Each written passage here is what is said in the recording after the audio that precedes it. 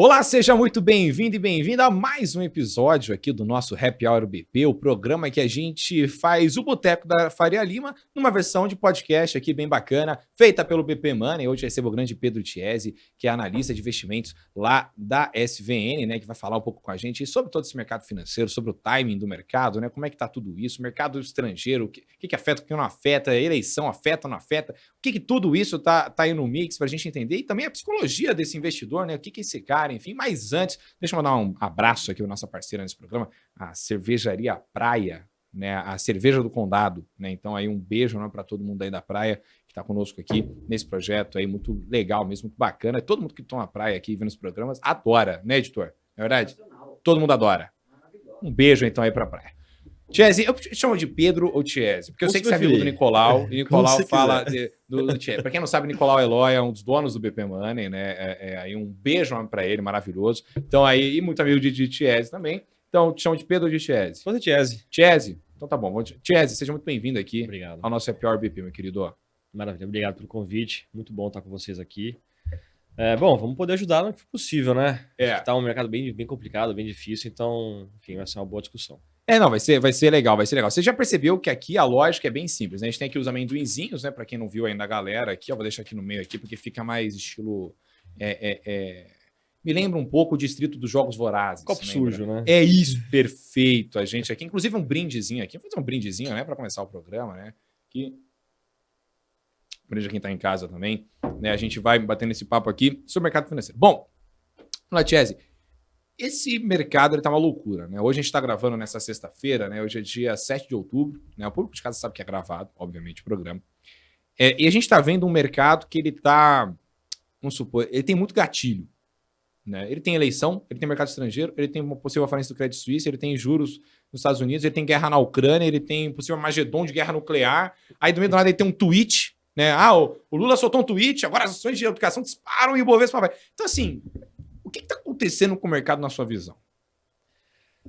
Bom, muita coisa que você comentou, né? A gente tem muito trigger rolando aí, a gente tem muita incerteza. Acho que esse é o maior problema, né? Você tem desde o ex-presidente dos Estados Unidos passando por um processo, né, um escrutínio gigantesco com relação a arquivos confidenciais que ele levou para casa.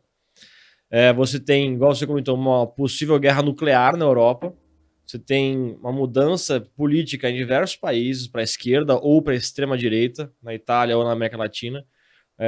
Você tem a China desacelerando, o Brasil esse ano vai crescer mais do que a China, que é coisa assim, sem precedentes. Então, a gente tem muito trigger, muita incerteza, na verdade, e o mercado fica o cash is king, muitas vezes, né? Então, fica sentado em caixa, né? Bota dinheiro no bolso ali e vai alocando aos poucos, né? Então, é um momento muito difícil de se investir. Não é trivial. Não dá para falar, não, é só comprar e vambora. Não é bem assim. Se você fizesse uma conta, né, nos últimos 10, 15 anos, quem alocou ganhou dinheiro em qualquer coisa. Agora não é bem assim, não é mais verdade, né? Que a gente está no momento de juros americano subindo, empresas estão alavancadas, vão sofrer bastante, o negócio ainda não começou a pegar de verdade. O gestor brasileiro, que já está mais acostumado com essa dinâmica de inflação, já está achando que vai ter uma recessão grave nos Estados Unidos. Tem outros que falam que nem tanto, mas o americano ainda não se tocou muito bem, que vai ser um processo mais difícil, mais doloroso de superar. No Brasil, por outro lado, a gente está muito bem, né? No Brasil a gente tem eleição, beleza, isso acho que é um fator que impacta bastante ali o mercado, bastante mais ou menos, mas impacta muito a psicologia do investidor, né? Aquela tranquilidade de poder investir. No fim do dia a gente está economicamente muito bem, né? Então, no fim do dia a gente tem ali muita dualidade no mercado. Então, lá fora, momento mega incerto, né? Todos os fatores que a gente comentou. E no Brasil, um ambiente muito favorável para se investir. Então, assim, tem que ter aquela cautela aí com calma e aportando com frequência, né? Vai comprar qual ação, vai comprar qual fundo, enfim, tem que ter cautela nesse momento, porque não tá fácil investir, não tá trivial. Agora, Chiesi, você falou muito bem aí sobre a lógica do não é só comprar e um forte abraço, né? Que era a lógica implementada aí há um bom tempo, né? O famoso buy-in, e uma palavra muito feia que eu não posso falar porque a monetização ela pega, mas buy-in lasque-se, né? Eu acho que lasque-se não pega na monetização, mas você que está em casa entendeu, né? Então, assim, como que o investidor novo, o novato, que, pô, viu ali a pandemia, ele falou, cara, eu não posso mais ficar na minha vida sem investir. Porque se der um BO de novo, se der um fuzuê de novo, eu preciso ter minha grana ali. Preciso ter entre muitas aspas, um colchão, ou alguma coisa que me dê uma renda passiva. Só que, ao mesmo tempo, ele não entende de timing de mercado, ele não entende de tese de investimento, ele não entende quem é Warren Buffett, quem é Nassim Taleb, quem é Howard Marks, Ele não entende nada disso. Ele entende que ali ele vai ter seus R$ 500 no mês, que vai sobrar para investir, e um forte abraço. Então, o que ele faz no fim das contas? Antes de mais nada, tem que pensar qual que é o prazo dele. Né? Acho que uma regra que o mercado, né? Uma regra de ouro, vamos dizer assim, é que quem tem paciência é premiado. Uhum. Quem está investindo por longo prazo tem ali o benefício de diluir essa volatilidade nesse tempo e os impactos são cada vez menores. Né? Tem fundo ali, mais de 20, 30 anos, que tomou um drawdown de quase 40%, 50% na pandemia. Pandemia nem tanto agora, né? Esse ano, né? Tá sofrendo bastante esse ano. E aí você pensa, putz, mas vou investir no fundo, tá caindo 40%. O cara que tá há 20 anos tá ganhando muito dinheiro ainda assim. Uhum. Então, quanto mais tempo o investidor ele se mantém num fundo, por exemplo, ou numa ação, ou seja lá qual for a tese, via de regra, esse investidor ele acaba saindo um pouco mais, ele acaba sendo beneficiado nesses movimentos. Uhum. Porque o mercado lógica é a transferência do impaciente para o paciente. Então, o cara que ele quer operar, quer acertar o timing, quer comprar o buy the dip ali, caiu, quer comprar e quer vender quando subir e tal, esse cara, via de regra, não ganha tanto dinheiro quanto o cara que compra e segura. O velho investor, via de regra, ele tem que segurar por mais tempo, isso pensando em ação. Só que isso não se replica só para ações, né?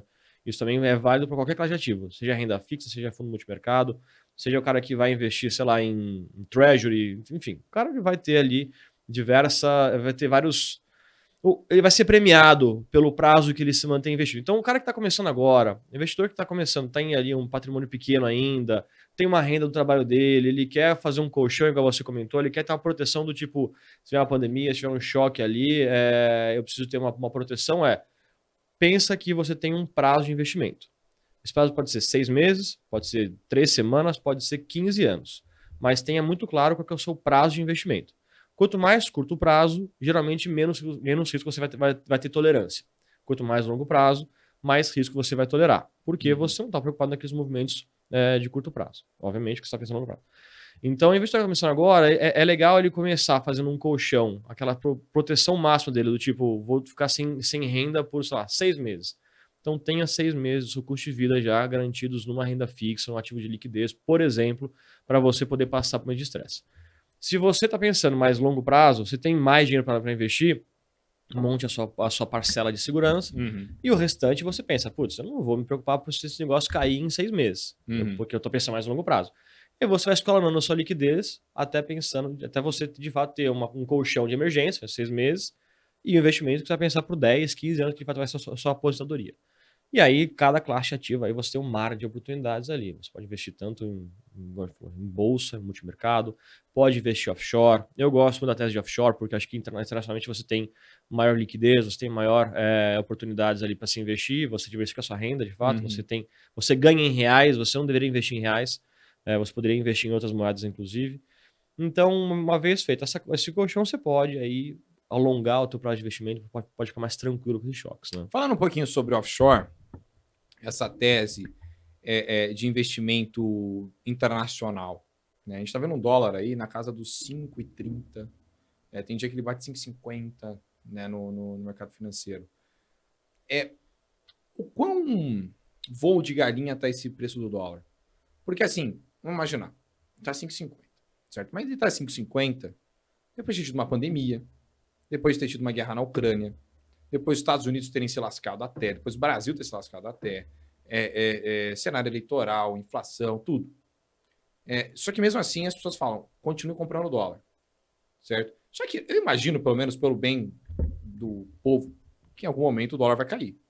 Porque senão a gente vai morrer, né? R$ 5 o dólar é um preço um pouco impraticável, né? O combustível fica muito alto, você tem carne muito alta, todo produto que a gente vai importar é muito alto, muito caro esse também produto, exportar, né? Também exportar. Então fica muito complicado. Então, essa tese de investimento em dólar, ela se parte apenas do pressuposto do valor do dólar, Ou as empresas lá fora, elas estão baratas também? Bom, de questão de valor relativo, a Bolsa Brasileira está na mínima histórica. Por causa do dólar a 5,50, a Bolsa Brasileira está com os múltiplos do jeito que estão, né, mega descontada, o investidor estrangeiro ele vai olhar e, putz, a Bovespa está valendo, sei lá, 20 mil pontos em dólar. Né? Então, putz, é uma tese de compra muito, muito forte. Só que aí o dólar é complexo. Por quê? O dólar é qualquer moeda. Porque, via de regra, moeda é uma medida de fluxo. Né? Se o dólar está 5, 5,50, 5,30 e tal, nessa oscilação, é porque a produtividade brasileira está baixa. O Brasil não é um país que está gerando retorno marginal no composto ali para poder fazer peitar de fato o dólar. Quando a gente pensa em investir, em dolarizar a carteira, né, e aí para os assessores da SVN a gente discute bastante isso, né? Eu não gosto de investir em fundos que são dolarizados, porque você tem aqui o dólar é uma variável macro Brasil. Dólar é uma variável que depende de quão bem ou mal está o Brasil. Né? O conceito do fluxo, de fato, o Brasil tem oportunidade, o investidor entra, o dólar vem e você faz reserva e o dólar cai. Então é uma variável macro Brasil. Então não faz sentido você investir num fundo de renda variável que vai ter cotação em dólar se você não tem gastos em dólar. A gente não tem gastos em dólar, a gente vive no Brasil. A gente tem, vai comprar importados, né, iPhone, esse tipo de coisa, isso vai ter uma correlação com o dólar. Porém, o nosso aluguel não depende do dólar. O que a gente vai comprar no mercado não depende do dólar, de regra. Né? Então, isso acaba descompassando ali o teu balanço. Você vai ter um passivo em real, mas você vai montar a sua ponta ativa em dólar. Isso no minha cabeça não faz sentido, porque você comentou, o dólar está na máxima, né? Tá batendo, não está na máxima, mas ele está num valor bem alto do que a gente está acostumado, ele pode cair. E se cai, você vai perder valor na sua ponta ativa, você vai descompassar o teu balanço, vai ficar perdendo riqueza no investimento e vai manter o seu custo como está. C3 pálido, né? Pensando que a inflação no Brasil vai manter como está. Né? Então, quando a gente fala de dólares a carteira, o que eu acho que faz mais sentido é você segregar o teu patrimônio. Você tem os seus investimentos que são cotados em real, os seus investimentos que são cotados em dólar, os seus investimentos são cotados em euro. Então você vai ter uma variação do seu patrimônio em dólar, uma variação do seu patrimônio em euro, em real, em yuan, em iene, seja lá qual for a moeda. Mas você não vai fazer a conversão. Quem converte não se diverte. Então você não vai converter o teu patrimônio, a tua oscilação do patrimônio em dólar para real. Porque essa conversão é uma variável macro Brasil. Se a gente quer correr risco macro Brasil, a gente vai investir num fundo multimercado macro. A gente não vai fazer o nosso trading em função da moeda. Então, quando a gente pensa em investir lá fora, eu sempre insisto, aloque num fundo e veja a variação nominal daquele fundo, a variação nominal daquele ativo, não relativa com relação ao real, porque você pode ganhar dinheiro em dólar, mas perder na conversão. Peraí, vamos traduzir isso para a galera, porque agora a gente está entrando num papo que me interessa muito, porque a galera tá em casa. Você viu, né? Você viu. Agora virou Superman, irmão. Não, brincadeira. Inclusive, já toma aqui sua próxima cerveja, já que eu tô vendo que está acabando a cerveja. E aqui, eu já falei várias vezes aqui nos programas da família mineira, e é um crime lá em casa. Copo vazio. Copo vazio. Perfeitamente. Então, assim, eu serei deserdado se eu não lhe der cerveja de 5 em 5 minutos, irmão. Mas, enfim, eu peço um Zé Delivery aqui para trazer cerveja, não vai ter jeito. Mas é o seguinte, valor nominal, valor relativo, indicadores disso para investimento. O que é tudo isso para a gente conseguir traduzir para a galera em casa, né, da maneira mais simples possível, porque vamos lembrar que a galera também em casa tá bebendo sua bela cerveja, e tá lá, cara, com um pezão em cima do sofá, de boa, semana corrida, não quer pensar em número. Tá. Irmão, o cara tá, velho, é sexta-feira, tá assim, velho, ele podia estar assistindo a gente, o Globo Repórter, entendeu? Então assim, ele falou, não, vou assistir o Happy Hour BP, porque o Globo Repórter eu acho muito complicado ficar vendo onça, tigres contra leões, né, a saga da selva africana, então assim... Se esse cara ganhou, se a gente ganhou dele, né, de contar onça, é que a gente é muito legal. Então, assim, um beijo, inclusive, para toda a série de saga africana, selvas, enfim, adoro, assisto tudo. Mas estamos aqui no Happy Hour BP. Então, valor relativo, valor nominal das coisas. O que é isso tudo para o pessoal de casa? Tá, vamos lá. Vamos pensar da seguinte forma. Se você tem uma ação da Apple, a Apple caiu, se você está olhando ali, você abre o Google ali, bota ali Apple, né? A Apple caiu 10%. Tá. Ela caiu 10% na moeda que ela é negociada, que é dólar. Tá. Então essa é uma variação nominal do ativo. Se você pensa, tá, ela caiu 10%, mas foi em dólar. Quanto é que foi a variação do dólar nesse mesmo período? Se o real desvalorizou em 20%, então a Apple caiu 10, mas ela subiu 20 em relação ao real. Tá. Então esse é o valor relativo. Então se você tem, a Apple caiu 10%, mas o dólar subiu 10, ficou no 0 a 0.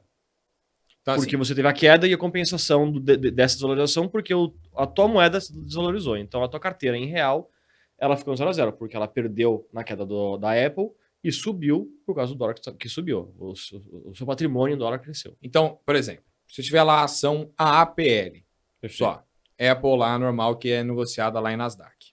Nasdaq, né? Acho que é Nasdaq, né? Não é no ISI, né? Acho que é Nasdaq. Nasdaq tem tudo, pô. Não, vamos supor, Tesla. É mais fácil. Tesla lá que tá em Nasdaq. Se ela subiu lá no gráfico, o Tesla lá, subiu 5%, mas aqui no Brasil o dólar caiu 10%, aqui ela se lascou. Ficou 0 a 0, né? Porque você teve ganho de um lado e perdeu do outro, né? No relativo você ficou 0 a 0. Tá. E se fosse o BDR? BDR, para quem não sabe, é você comprar um papel da empresa listada lá fora, em real aqui pela Bolsa Brasileira. Vai ter a mesma oscilação do câmbio. Mesma lógica. Tá. Então, quando você pensa que você está investindo numa Tesla na Bolsa Americana direto, você vai lá e compra a ação, você quer correr o risco da Tesla fazer carros, vender carro, você quer correr a tese Tesla. Se você está correndo Tesla e você pensa, não, mas esse é meu patrimônio, eu quero olhar em real. Você vai correr o risco Tesla e o risco Brasil. Por quê? Você vai ter que converter isso para real. Se você quer olhar seu patrimônio em reais, você vai comparar, né, o teu dinheiro aqui, puxando, trazendo lá de fora, convertendo para real, e você vai ver o quanto que você ganhou de fato em reais. Só que essa conversão, você vai botar uma variável ali que é a Macro Brasil, que é literalmente quanto o Brasil tem reserva para poder honrar essa conversão de fato. Então, no fim do dia, você vai trazer uma variável que você não quer correr. Então, quando a gente tem investidor que ele quer internacionalizar a carteira, ele compra um fundo que é dolarizado, ele vai botar uma variável ali que ela é muito volátil, que é o câmbio, e que historicamente tem um Sharpe muito baixo. O Sharpe do dólar acho que é 0,3, 0,4, e a volatilidade é quase de bolsa, é 15%. Então, historicamente, o dólar não remunera bem o investidor, uma variável mega errática. Então, quem tenta acertar o câmbio erra, impossível acertar o câmbio. E você vai estar correndo isso, mais o risco daquela empresa. Então, você quer dolarizar a carteira? Separa. Olha o teu patrimônio em reais. Olha o teu patrimônio lá fora em dólar. Veja o quanto você ganhou nominalmente em dólar. Por quê? Você vai ganhar, vamos supor, você investiu na Tesla, a Tesla subiu 10% e a Petrobras subiu 10% também. Você ganhou 20% do patrimônio, porque você ganhou lá fora e ganhou aqui. Obviamente, quando você converter, você trazer para cá de volta, aí vai ter, de fato, essa questão de, vamos ver como é que eu vou aumentar meu patrimônio em reais. Só que até você resgatar e internacionalizar esse recurso, você vai ter muito menos vol na carteira por manter o negócio em dólar. Então, na carteira, né, quando você monta um portfólio, a consistência do portfólio que não tem a cotação em real, que você separa dólar com dólar, real com real e euro com euro, por exemplo, ela tende a ser muito mais consistente, muito mais diversificada, porque você vai tirar em todas as pontas o risco Brasil. Tá. Ficou claro? Não, eu entendi. Tipo... porque pensa o seguinte, eu vou trazer uma analogia. Se você está investindo na Bolsa Americana, ela tem uma correlação, via de regra, negativa ou uma correlação quase zero com o mercado de bônus. Então, se você vai investir na Bolsa Americana e você quer diversificar o teu risco de Bolsa Americana, você vai, via de regra, botar bônus. Que aí você vai ter descorrelação entre si. A correlação entre a Bolsa Americana em dólar com a Bolsa Brasileira em real, ela é diferente, ela é negativa. Então, você investir na Bolsa Brasileira e você botar o investimento em dólar na Bolsa Americana, a tua carteira ela vai ser mais consistente, porque você está correndo a volatilidade, o beta, não, beta não, beta vai ser, mas você vai correndo os drawdowns, né, as quedas da Bolsa Americana e os drawups da Bolsa Brasileira. Então, você no fim do dia vai ter um patrimônio que ela vai ser mais estável, que vai estar bem diversificado. Tá. Se você bota a conversão do câmbio, se a Bolsa Brasileira sobe, via de regra o dólar cai. Tá. Porque o Brasil está com mais oportunidades, o investidor internacional está vindo mais para o Brasil. Então, você vai ter uma variável muito maior ali no teu patrimônio nessa conversão. Então, nessa lógica, não faz sentido investir em BDR. Eu realmente não gosto da tese de investir em BDR. Eu prefiro que você invista num fundo que vai investir lá fora. Tá. Então, basicamente, vou tentar... Para quem não entendeu ainda até agora, eu entendi, eu acho que a galera entendeu, mas caso alguém não tenha entendido, eu vou usar alguma analogia bem tosca e você me fala se eu estiver falando alguma besteira e você me corrige. Vamos lá. Você tem lá a sua ação, certo? Sua bela e linda ação que você comprou em alguma corretora, XYZ lá, que o cara te mandou lá a ação. Fala assim, nossa, invista aqui no Google, né? Aqui pela nossa corretora, certo? Você tem lá 2 tipos de ação do Google. Você tem Google lá fora, que é GOGL, apenas. Você vai pagar um preço lá, o papel, sei lá, $5. Vamos supor, não lembro quanto é que tá o Google agora. E você tem o BDR de Google, que é R$25. Só que no mesmo dia, Google lá fora vai subir 3%. E Google 34, que é GOGL 34, que é o BDR, né, que é a ação tida aqui no Brasil, ele vai subir 0,50%. Aí você vai falar, ué, mas o meu dinheiro não dava na mesma coisa? Não era a mesma parada? Porque é Google. Não, Google aqui, pô, faço pesquisa lá, né? Imagens de cachorros fofinhos, pesquisar agora. Né, tá lá no Google. Oxe, como assim? E aí, qualquer questão. Se você investe num BDR, você está comprando em real algo que é em dólar. Logo, o multiplicador daquilo ali, você tem 2 multiplicadores, você tem 2 tipos de risco. Você tem o risco da empresa, de dar um fuzuê lá nos Estados Unidos, enfim. Subiu 3% lá nos Estados Unidos. Legal, esse é um multiplicador. Só que no dia, o dólar também subiu aqui. E o seu real, então, caiu, correto? Então, o real ficou mais desvalorizado em relação ao dólar. Então, nesse caso, o multiplicador que você vai ter, no fim das contas, vai impactar nessa conta. Então, você, na verdade, como você teve uma desvalorização na moeda que você comprou, ou seja, no par que você comprou, você, então, vai ter aí uma diferença na valorização. E aí, o que o grande Thierry está explicando é que se faz mais sentido você mudar os pares, né? Colocar... se você quer investir em dólar, investe direto em dólar. Se você quer investir em real, investe direto em real. Se você quer investir em euro, investe em euro. Para quem é da Bíblia, a Bíblia está lá. Seja 880, né? Seja quente ou frio, não seja morno, porque o morno não vai reino do céu. Está lá no fim da Bíblia. Então, não é? Meu editor aqui manja de religião. Crismado, né, pai? Então, assim, tá maluco? Então, assim, essa é a lógica. Então, seja 880, seja quente ou frio, não seja morno. Porque o morno não vai reino dos céus. Então, o morno não vai fazer dinheiro. Certo? Então, essa lógica, Chese, faz sentido. Sim. É isso? Show de bola. Então, se você quiser ainda pensar mais ainda, assim, se for ainda difícil para você, pense que toda vez que você compra alguma coisa numa moeda, é como se ela tivesse seu par. Então, vamos supor, eu comprei a cerveja praia em real, certo? Então, eu gastei R$5 na cerveja praia, em real, obviamente, né? Então, é praia / real, certo? Ela custa R$5. Se eu fosse comprar em dólar, ela ia custar $1,25 de dólar, vamos supor. Certo? Certo. Então, quando você vai investir em alguma coisa, o par é a mesma lógica. Se você vai comprar algo em dólar, é ação / dólar. Se você vai comprar em real, é ação / real. Não importa se ela está lá fora ou está aqui. Então, você vai ter um multiplicador daquilo ali de qualquer jeito. Certo? Então, é importante você ficar de olho nesse tipo de câmbio, nesse tipo de moeda. É isso? Isso, perfeitamente. E aí, acho que... Usei até a Bíblia. Você viu? E para complicar mais ainda, né, a conta, né? Putz, beleza, entendi esse fator. Mas eu não invisto lá fora, eu não tenho como investir lá fora, eu não tenho uma corretora, eu não tenho como acessar o mercado internacional. Eu vou investir aqui no Brasil. Uhum. E aí, botando, né, em resumo, né, isso que você falou, de você investir na moeda que você quer de fato diversificar, eu não gosto da ideia de você investir nesses fundos que são marcados em dólar, mas em reais. Ou seja, que você tem a oscilação da cota em dólar, que você vai ver a variação disso no patrimônio em reais. Eu prefiro investir nos fundos que são redeados, em que ele vai todo dia trocar o valor da moeda de $1 para R$5, você vai ter a oscilação ex dólar. Então vai ter oscilação do patrimônio lá fora, do investimento que você fez lá fora, sem a variação cambial. Tá. Então, nessa transferência, quando você faz esse hedge, você swapa, né, o real para dólar, o dólar para real, perdão, você ganha um prêmio para isso. Que você vai fazer um FRA, né, você vai fazer uma NDF, na verdade, né, que você vai fazer é um derivativo que você vai ter. Você está comprado em dólar, você vai ficar vendido em dólar e comprado em real. Então, você vai ter um carrego para isso, que vai ser, via de regra, a diferença, geralmente é a diferença entre as taxas de juros, então você vai ter um carrego de 10% ali, que é a diferença, mais ou menos, né, do nosso CDI, vamos supor. Tá?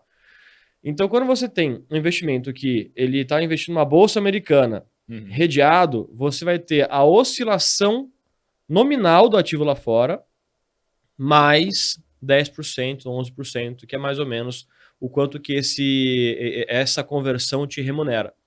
Então você vai ter ali meio que um carrego de uma renda fixa com o upside, ou também downside, obviamente, do ativo lá fora. Então, o investidor que ele não quer dolarizar a carteira, não quer investir lá fora, para manter a diversificação, para você manter a volatilidade do micro daquela empresa que você está investindo, então você vai investir num fundo de bolsa americana, que é negociado na bolsa americana, que é um fundo dolarizado, invista num fundo redeado. Porque se a bolsa lá subir 10%, o teu fundo aqui vai subir os mesmos 10%, porque ele não tem essa variação cambial. Independente se o dólar for para R$15, ele vai subir os mesmos 10%. Por quê? Não tem a variação cambial.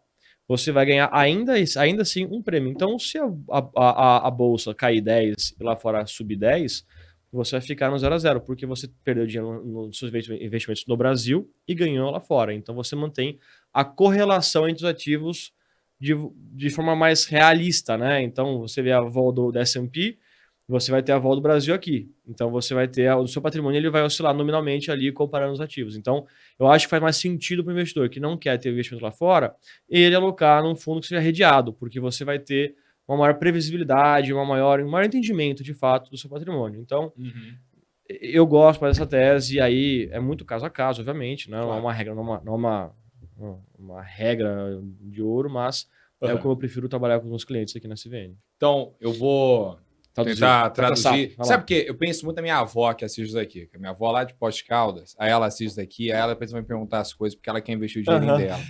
Vamos lá. Seguinte, vó, vamos lá. Pensa no peixe, tá? O peixe, lá para você preparar o peixe, você tem lá o peixe, mas você não vai colocar ele na grelha ou lá na air fryer, enfim, com as escamas. O que você tem que fazer? Você limpa o peixe, correto? A limpada lá para não vir coisa errada. Não vai comer com espinho, né? Você vai dar uma limpada no peixe, porque você não quer coisa ruim no negócio. É a mesma lógica, só que para o mercado financeiro. Você tem fundos que eles vão limpar o peixe da ação. Então, ao invés de você ter que ficar com aquele problema que você teve no risco, que eu falei agora há pouco, né, de você ter que ter um outro multiplicador de uma moeda que é mais fraca perante a outras no mundo, que é o real, né, quando você vai comparar ela com o dólar, nossa moeda é muito fraca. Ela teve uma das maiores desvalorizações de todas as moedas durante a pandemia, foi o real. Né? O real ele realmente é uma moeda muito difícil. E a lira turca, né? Exatamente. Acho que foi a gente, lira turca, e foi acho que o peso argentino também. Peso argentino que o peso argentino nem conta mais, né? Já conta mais. Um beijo, Argentina. Mas qual que é a questão? Ao invés de você ter que colocar esse outro multiplicador, você tem um fundo que vai basicamente fazer o quê? Vai falar assim, fica tranquilo que eu te protejo desse problema do multiplicador aí. Eu dou uma limpada no peixe. Ou seja, você não quer ter todo o BO de colocar lá seu dinheiro lá fora, ter que abrir conta lá fora, ter que possivelmente pagar alguma taxa para isso no imposto de renda, ter que ficar declarando isso e tal. Tudo bem, coloca o dinheiro então nesse fundo aqui, que esse fundo ele vai gerar um negócio chamado derivativo, que é uma coisa que a gente explica em outro programa, mas que ele basicamente vai te proteger dessa variação cambial. Então você pode ficar tranquilo. Se você realmente confia, se você confia naquele fundo, aquele fundo confia numa tese, numa empresa, sei lá, o Google, ou o Tesla, ou o Facebook, enfim, a variação cambial não vai impactar nele de uma maneira negativa no teu portfólio. Certo? Então você consegue ficar de boa. E aí, um forte abraço, tá tudo certo. Você não precisa ficar igual, por exemplo, em BDR, que parece geralmente ser muito fácil, né? Invista nas maiores empresas do mundo. Eu adoro essa propaganda de BDR. Invista nas maiores empresas do mundo com apenas R$10. E assim, cara, você não tá investindo nas maiores empresas do mundo. Você tá investindo na maior empresa do mundo, é uma versão pirateada, né, da maior empresa do mundo. Porque, na real, ela tá subindo 10, mas se o dólar subir também junto à moeda brasileira cair, você ganhou 3, né? Então, assim, essa é a lógica. Então, você tem fundos que limpam o peixe aí da sua carteira de investimentos. Eu espero que minha avó tenha entendido isso. Porque a gente adora peixe lá em casa. Liga pra ela. Mas depois eu ligo pra ela e pergunto pra ela se ela entendeu. Mas é isso, eu falei besteira? Perfeito, não, é isso. Agora, falando um pouquinho sobre a psicologia do investidor hoje, né, queria te perguntar um pouco sobre como é que você tem visto isso, né? Porque muito me parece que tá um mercado muito estressado. Eu até brinco aqui, né? A gente tem outros programas na casa, tem o Pizza Cripto, né? No próprio Perdendo a Pose eu falei sobre isso, né? O Perdendo a Pose que foi ao ar essa semana com a Carol. Eu vejo muito a síndrome do sócio-torcedor de bolsa. Uhum. É o cara que compra um papel e ele vai dar a vida pelo aquele papel. De uma vela para dar certo. Não, assim, ele vai brigar com você, supondo, tá? Não estou falando que Oi é uma ação ruim, nem que é boa, enfim. Ligue pro seu assessor. Mas não vou assumir esse BO pra mim, né, irmão? Mas qual é que é a lógica? O cara chega lá e ele comprou Oi. Eu sou IBR3 aqui. Comprei, vendi minha casa, R$900 mil, coloquei tudo em Oi. Não vou criticar. Certo? Fez isso, eu não vou criticar. O cara colocou tudo em Oi. Beleza. Aí o que acontece? Chega um outro cara, um cabeça branca, que fala assim, irmão, Oi tá meio estranha. Porque ela não tá conseguindo performar nem em cima de R$1, velho. Como é que você acha que ela vai bater R$100? Não, mas Oi vai a 100. Oi vai a 100, pô. Imagina, nada tira de Oi o fato que ela vai a 100. Eu acredito nisso. Eu vi um analista lá no YouTube que fala isso pra mim. E o cara começa a brigar. E brigar. E não vai vender a posição. E tá perdendo. E não vende. E tá dando uma bela paulada lá e não vende nunca. E nunca vai fazer, nunca vai assumir o prejuízo e nunca vai assumir o lucro também, porque ele não vai vender aquilo ali, porque até bater R$100 ele não vai vender. Então, assim, como é que você tá vendo todo esse cenário de bolsa? Você acha que é um cenário natural para uma evolução nossa? Ou que, na realidade, isso é uma síndrome, cara, mundial de tudo? Todo mundo tá muito extremo para tudo. Todo mundo quer pegar a camisa para tudo e isso não vai ficar longe para investimento. Bom, o CEO da Oi não tá nem para você, né? O CEO da Oi ele quer fazer o negócio gerar lucro, independente para onde vai estar preocupado com prestação, mas ele não tá nem aí para se você tá ganhando ou perdendo dinheiro. Então, para mim não faz sentido você defender uma ação, você abraçar a ação em prol do penhasco. Você tem que ter a racionalidade. Mais do que tudo, tem que ser racional, tem que ter sangue frio. E é por isso que o assessor é muito importante. Porque eu, Pedro, meu patrimônio, eu não consigo fazer gestão do meu dinheiro. Eu não consigo. Eu olho meu dinheiro ali caindo, sei lá, 1%, 2%, eu fico maluco. Agora, eu tenho um assessor. Eu falo pro meu assessor, olha, tá aqui meu dinheiro, faça o que você achar que deve. Se tiver alguma dúvida ali que eu tenha que assinar algum termo e tudo mais, a gente conversa, a gente vai fazendo isso junto. Mas eu não consigo olhar um patrimônio com frieza. E o assessor ele tem essa capacidade de poder ser meio que um árbitro nas suas posições. Então, o momento que a gente está vendo agora é um momento de muita volatilidade. E a volatilidade ela acaba sendo uma mesa de risco. Só que quando você pensa em ações, você está investindo em empresas. Né? Então, vamos lá, o próprio o Google. Né? Cara, o Google ele tem uma capacidade de gerar caixa, de acessar os seus clientes, né? De uma forma muito eficiente. Então, se o preço da Google cair 50%, amanhã, segunda-feira, cai 50%, não quer dizer que a Google deixou de gerar 50% de caixa. Ela continua performando, ela continua gerando lucro. O CEO lá, o indiano CEO, que não é mais o indiano, né? O indiano saiu do cargo do Google. Mas o CEO lá da Google tá de cara. Tá tranquilo, a reputação caiu, beleza, vamos comprar. Ele não vai ver o home broker.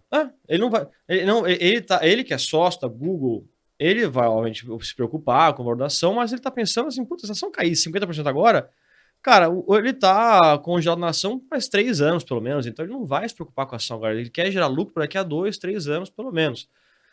Então aí que entra um dos conceitos que eu tento insistir lá no escritório, né, na SVN e com os clientes, né, de que volatilidade não é necessariamente risco quando fala de ações. Volatilidade é oportunidade. Então, quando você está comprando, você quer comprar, vamos lá, um carro. Um carro XPTO. Você fala, putz, mas esse carro está muito caro. Né? Aí, de repente, sai uma notícia de que, putz, a marca ela é, sei lá, envolvida com algum escândalo, não sei o quê, e todo mundo quer vender o carro e o preço do carro se desvaloriza. Você vai no aplicativo ali de compra de carro ali, você vê que, putz, tá todo mundo querendo vender, então tem muito carro no mercado, o preço do carro se barateia demais. Lei da oferta e procura. Você assim, mas eu queria esse carro quando era caro. O carro tá barato, eu quero mais ainda, vou comprar 2 carros então. Entendeu? Porque você quer o carro, você não quer a opinião do mercado com relação ao carro. Perfeito. Você quer comprar aquele carro, você quer ter 4x4, ar-condicionado, não sei o que e tal. Porta-copo Stanley, né? Maravilhoso. O carro dirigir sozinho. Então, se tá barato, você vai querer comprar 2 carros, entendeu? Pelo preço de um que você estava disposto a comprar. Então, o mercado de renda variável, o mercado de bolsa, muitas vezes é isso. Com a pandemia, por exemplo. Com a pandemia, obviamente, na época, era muito incerto. A gente tá passando um negócio sem precedentes de, putz, um lockdown global. Só que a gente teve tudo que a gente viu no mercado brasileiro, um monte de circuit breakers e tudo mais, e foi um momento de muito estresse. Quem estava com caixa, as empresas, o investidor, eles viram ali realmente que existia um movimento que foi muito exagerado na venda, e foi exagerado porque os fundos foram estopados, você teve uma força de venda muito grande, a empresa não teve nenhuma mudança significativa no seu balanço. Óbvio que ela teve que mudar a estratégia, né? Mas você tem um CEO para fazer isso por você na empresa. Mas então, se você via que a empresa ela tinha ela estava gerando seus lucros ainda, ela não tinha nenhuma correlação com o que estava acontecendo com o mundo. A Microsoft não vai deixar de vender Windows para a empresa. Por que está em lockdown? Porque a empresa vai continuar demandando Windows. Então, se a Microsoft caiu 50%, putz, eu vou comprar, porque o preço está muito descontado. Então, a gente está vivendo agora, né, e trazendo um pouco para nossa realidade agora, que a gente está vivendo em 2022, né? A gente está vivendo igual a gente começou a conversa, com muita incerteza no mercado. A gente está tendo uma guerra na Rússia e Ucrânia, está tendo um ciclo inflacionário bizarro na Europa, eventualmente já está em recessão, um ciclo inflacionário bizarro nos Estados Unidos, e o mercado está muito, muito, muito receoso com o que pode acontecer. Se o investidor está pensando no longo prazo, e ele confia na empresa que ele quer comprar, ele entende que aquela empresa ela tem uma capacidade, ela é defensiva, ela tem um poder de repassar a inflação para o consumidor, ela consegue gerar caixa, ela consegue renegociar a dívida, ela não está muito alavancada e tudo mais. Se o valor da empresa, se a ação cai, ele tem que comprar. Ele tem que ter o sangue frio e comprar a ação. E não olhar. Obviamente tem que acompanhar, mas não é aquela coisa, olhar todos os dias, porque ele não quer tradar. O CEO da Google não quer tradar a ação ali porque ela caiu 50%. Ele quer gerar lucro no longo prazo, que é o value investing. Você tem que comprar a empresa porque ela pode gerar valor no longo prazo. Você acha que esse é o perfeito equilíbrio entre análise técnica e análise fundamentalista? Porque assim, o técnico te mostra, realmente o preço está realmente barato, né? Você faz valuation lá para análise fundamentalista, tá barato mesmo, né? A gente viu aqui e tal, né? O gráfico tá mostrando que realmente, a força vendedora tá muito maior, né? E tal, e a análise fundamentalista fala, mas não teve motivo para isso. A empresa tá legal, cara. O gestor de fundo faz isso, né? Ele tem um preço-alvo ali, fala, putz, Petro a R$30. Caiu para 25, vamos comprar.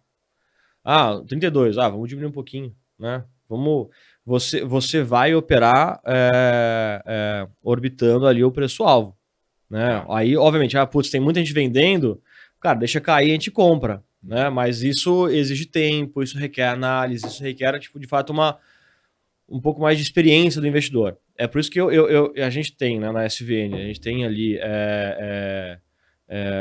várias análises de empresa que a gente gosta e tudo mais, e o nosso cliente ele pede opinião. A gente consegue, de fato, dar uma luz ali do que está acontecendo com o mercado e ele decidir se ele quer entrar na empresa ou não, por exemplo. Por quê? Ele vai comprar aquela empresa e vai se segurar. Se ele quiser tradar naquela empresa, ele vai ter que acompanhar o mercado, vai ter que se dedicar integralmente àquilo. É difícil, não é fácil. Até que tem muito trader que quebra. Não é que o cara é incompetente, coisa do tipo. Não, é porque requer um processo, requer um pouco mais de experiência para o cara poder fazer dinheiro com aquilo. Uma frieza também, né? Então, assim, se você tem um gestor de fundo de renda variável, ele tem um preço-alvo. Ele vai operar em função daquele preço-alvo. Petro bateu R$30. Estopa, encerra a posição, beleza. Se voltar a cair, a gente decide se vai voltar a comprar ou não. Só que ele tem ali 10, 15 pessoas junto com ele para poder decidir isso, né? A pessoa física é uma só. Né? Ainda mais que tem a casa de análise, tem um monte de coisa ali, é uma só. Então o trading eu acho que é um pouco mais complexo. Eu não sou muito defensor da ideia de trading e tudo mais. Acho que trading exige muito tempo, muita paciência. Quem quer tradar, obviamente, tem todo o recurso ali, pode fazer o trading dele. Eu não acho que é criminoso.